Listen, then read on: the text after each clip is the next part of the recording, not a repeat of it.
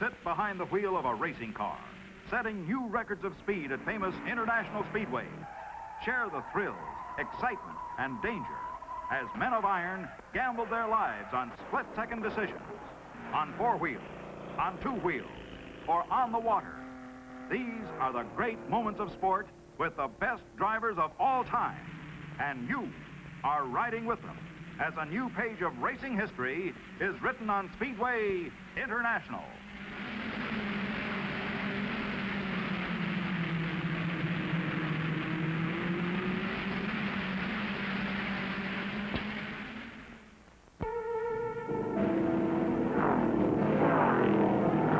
The stuff that makes a stock car go is built in at the factory.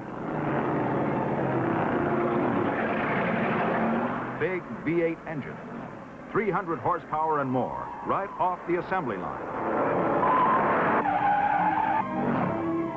Solid frames, good running gear. Speed is easy. Too easy for some drivers and mechanics. They demand a tougher test of skill. They want speed from this. Speed from an automotive boneyard. Is there anyone with enough imagination to get 140 miles an hour from this? Imagination and a million parts no one else would want brings you here. This is the starting line for America's biggest race of modified and sportsman cars. Imagination and unbelievable hours of hard work is in every one of these cars.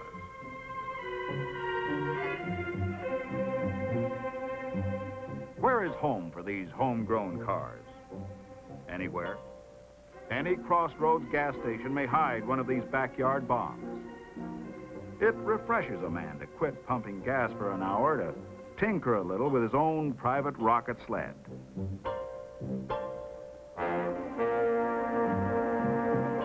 In an age where assembly lines stamp out new models like cookie cutters, it makes a man proud to build a special one like nothing else in this world.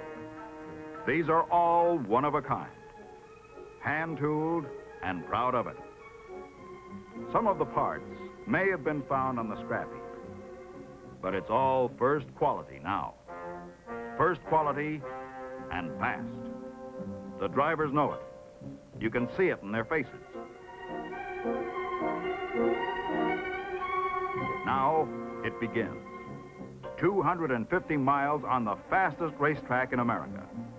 The drivers themselves predict lap speeds will reach 145 miles an hour, and they're ready to run 150 if the competition pushes them. How did they get this way? How do you build a car beyond the wildest dreams of Detroit engineers? You begin with imagination and a few solid mechanical facts.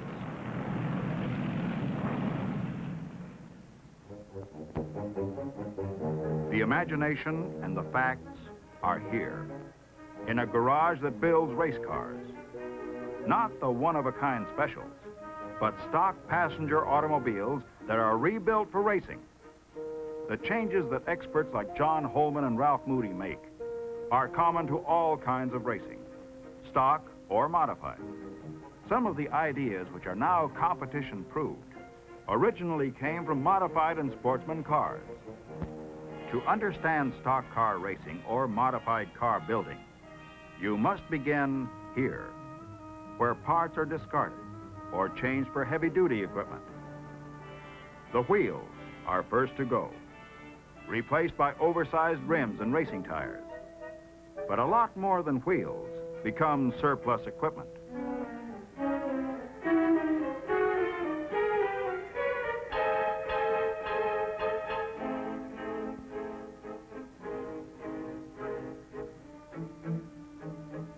In fact, racing cars don't need 1,000,001 different things. What they do need is dependability. Equipment able to take the punishment of a year's driving in one afternoon. The only answer is change everything that might fail. Standard spindles are replaced by heavy-duty spindles, reinforced at critical points.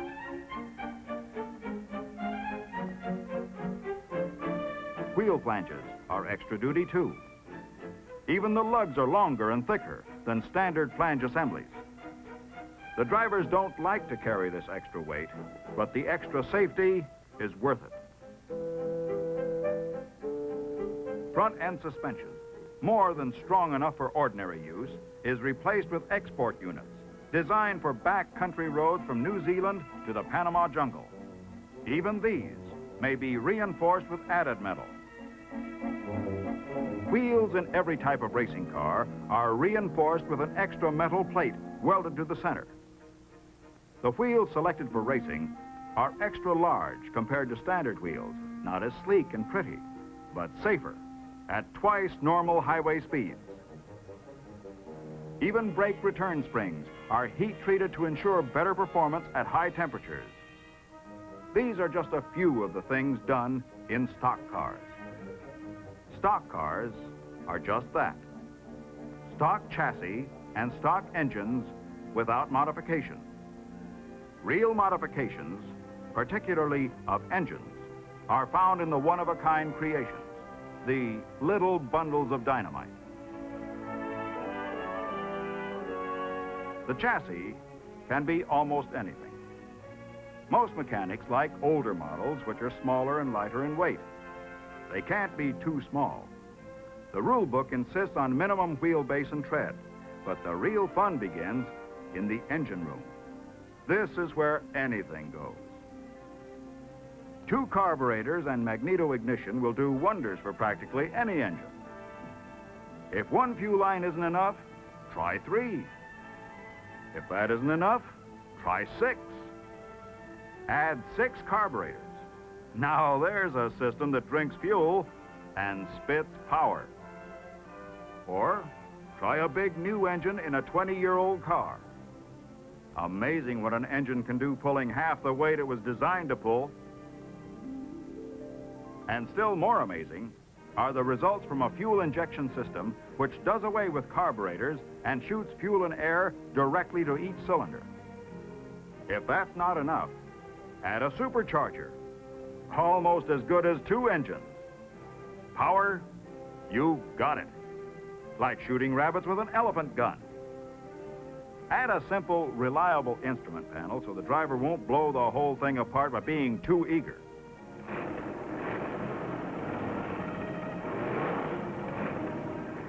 Now, you're ready to work on the body. Trim away the fenders. Add heavy-duty racing tires. The trimmed fenders reduce weight, make tire changing easier. The brakes need all the extra air they can get if they're to run cool. You only use a running board once, when you get in. Why carry all that extra weight around the racetrack? At 150 miles an hour, air pressure builds inside the cab. So, take out the windows. That breeze feels fine whistling past your ears. The same air pressure builds up under the hood. A vent will channel it out under the car. Move the engine way back to balance the weight on all 4 wheels.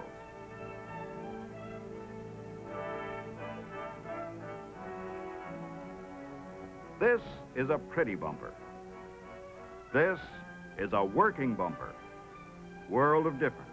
On dirt tracks, you need this to keep water in by keeping rocks out. Then, polish it up. Streamline the front end. And if you still have some time, you can fool around and pretty it up. Then, get a guy with a heavy foot to drive it. Want to try building a modified or sportsman car? 2,000 hours and $5,000 will do it. If you have imagination. That's what it comes back to in the end. Imagination. And a touch of that special kind of orneriness that says, I'm going to build a race car like no other in the world.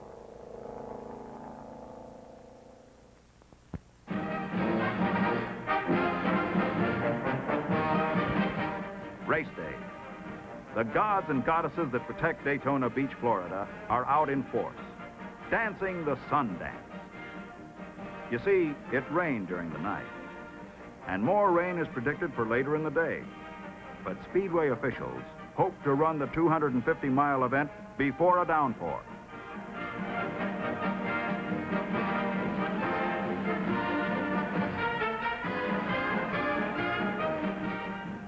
There's a stiff wind blowing, which may add to the hazard of high speed. The threat of a soaking kept many fans away. Only 25,000 braved the elements to watch the running.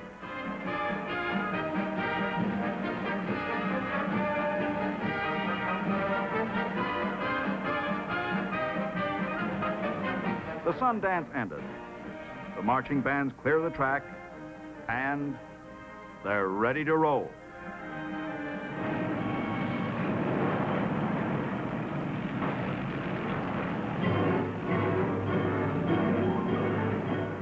"68 cars leave the pit and move smoothly into the first turn behind the pace car. Bill France, president of NASCAR, the National Association for Stock Cars, leads them around. On the pole position, inside front row, Carl Burris, car number 20. Banjo Matthews, Fireball Roberts, and Marion Farr complete the first two rows. When the pace car dives into the pit road on the next go-round, the green flag will turn them loose.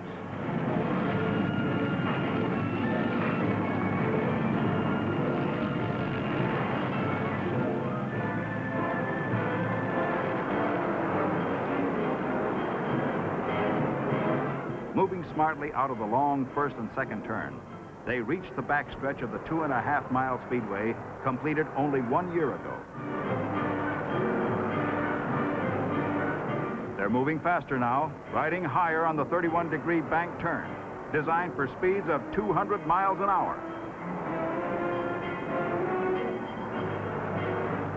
The pace car's off the track. Here they come.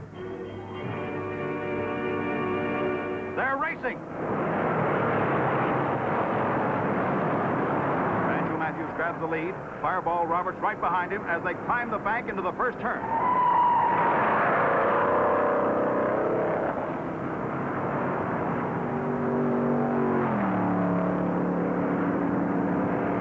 Roaring down the backstretch, 68 cars play follow the leader at 150 miles an hour.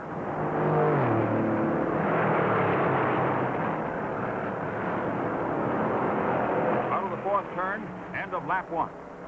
The leader's at record speed, but the rest of the field is in trouble back in the fourth turn.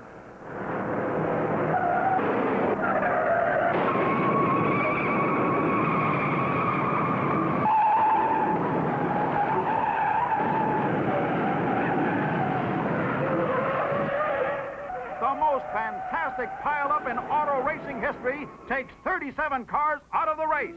Some drivers free themselves from the wrecked cars to find out, is anyone hurt?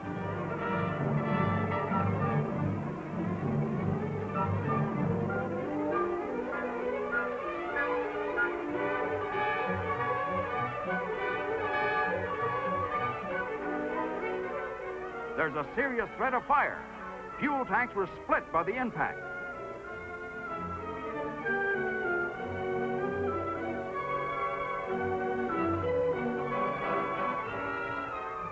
All drivers accounted for, only 8 of the 37 drivers suffered even minor cuts and bruises. And perhaps most amazing of all, no fire.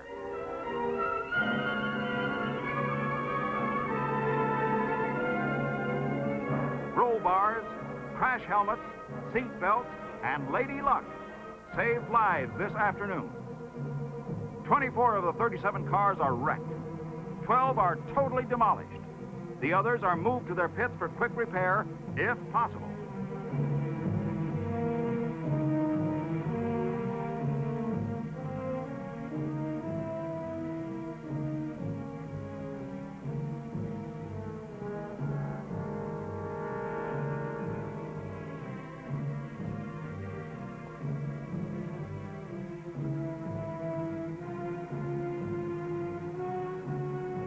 the mechanics work frantically. The race is stopped. All cars that are still running are in position on the front stretch.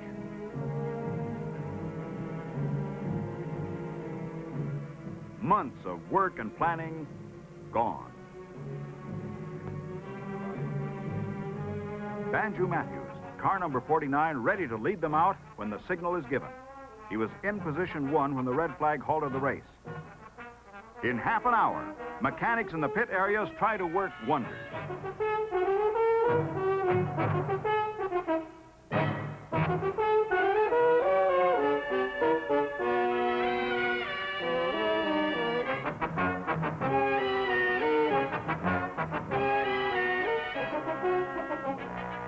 Time runs out on some, when after a 40-minute delay, the track is clear and the race is restarted. Of the original field of 68 cars, only 44 are in running shape, and some of these are still in the pits. The pace car leads them around in a single-file parade lap. The 40-minute delay may have serious consequences. Rain clouds are darkening the sky. Unlike European road racing, these cars and drivers are not able to go full speed on a wet surface. For some, the race is just beginning. For some, it's all over.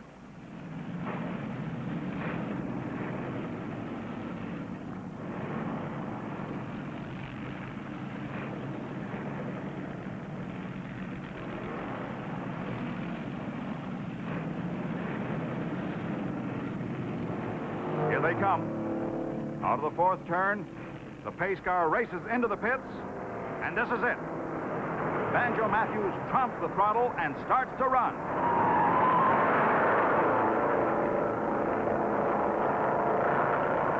Fireball Roberts and supercharged number 22 right behind Matthews as they reach full speed, heading down the backstretch.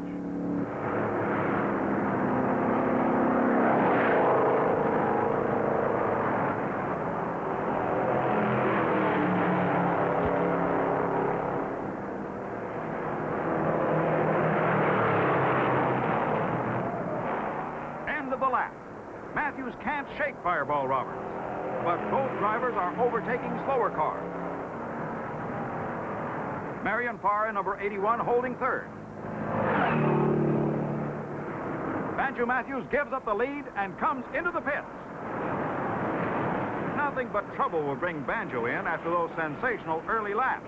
Matthews was clocked at 148 miles an hour on his last complete circuit. Trouble in the engine room. Matthews loses precious time as the race goes sailing by. Fireball Roberts, number 22, takes the lead. Matthews is through. His crew rolls the car off the pit apron. When a car blows up while leading the race, the drivers hide their disappointment by saying, strong, but not long. Fireball Roberts cutting a wide path through the field. Ray Fox, his mechanic, takes the place of a speedometer. The drivers go fast as they can within the limits of the car and the track. They leave the stopwatch work to the pit crew. Uh-oh, there's the rain. With 200 miles still to run. In seconds, the track is slick as grease. The yellow flag throttles the drivers from 140 miles an hour to 60. No driver may improve his position while the yellow flag keeps him at reduced speed.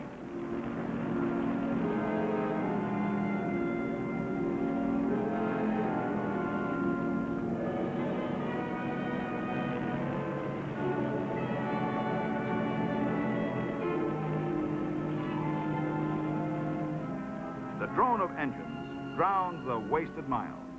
Miles run at 60 when the cars are ready for 140. Plans, strategy, hopes, and dreams are washed away.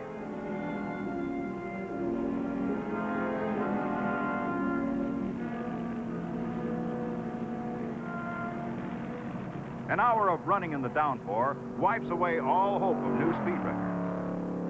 But every cloud has a silver lining. Some cars damaged in the first lap pileup are ready to race again.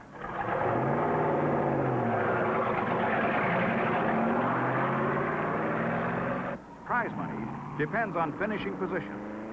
These fellows are running not in the hope of winning, but in the hope of earning enough to build themselves a new car for next year.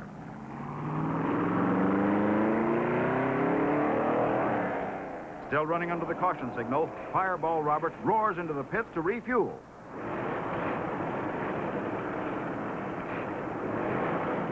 If his crew is quick, he'll get back into the race without losing a full lap. The rain ends, but the yellow flag holds them until the track is dry and tires can get a better bite. Roberts is refueled and on his way in less than half a minute. He joins the slow parade, ready to race.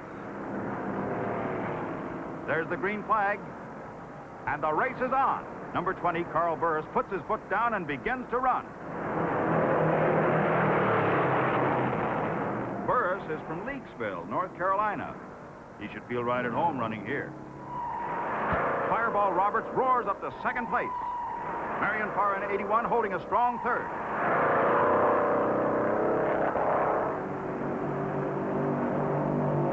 Burris, driving a 1954 Ford with a new Thunderbird engine, is tearing along at a 144-mile-an-hour clip. But that isn't fast enough. Roberts in 22 and Farr in 81 are closing in.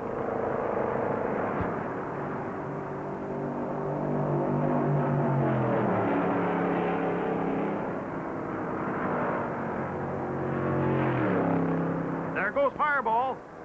Roberts is passing, taking back first place. Right behind him, Farr in 81 is now second. Both cars hurtling through the corners at 145 miles an hour.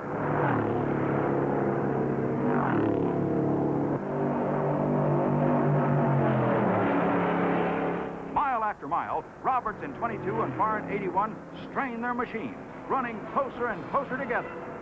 50 miles to go, and neither car able to run away from the other. The last 50 miles is the glory road, leading to the checkered flag.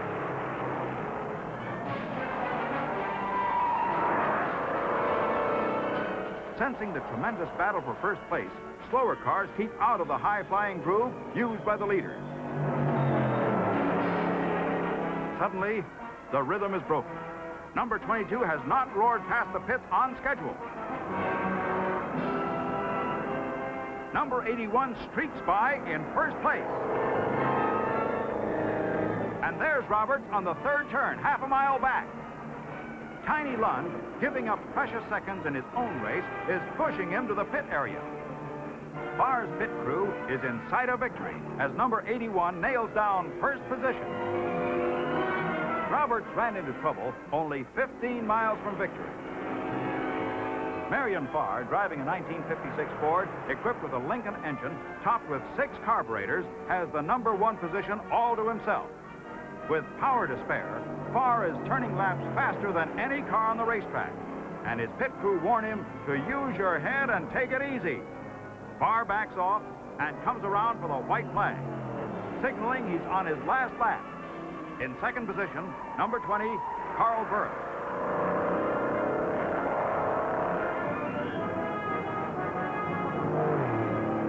Farr roars into the fourth and last turn and begins mile number 250. There's a checkered flag at the end of that long mile, and Farr takes it.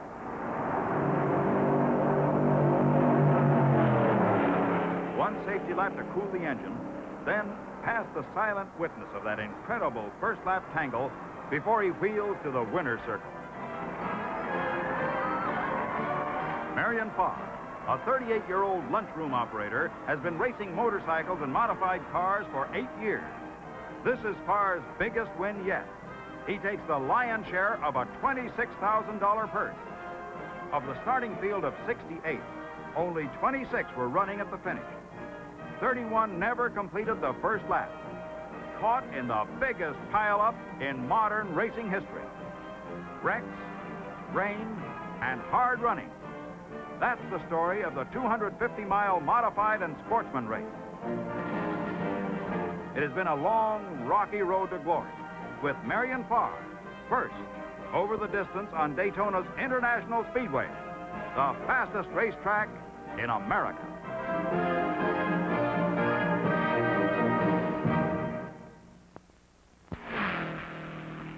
us again in another Speedway International. Share the thrills, excitement, and danger as great drivers meet the challenge of competition on land and sea.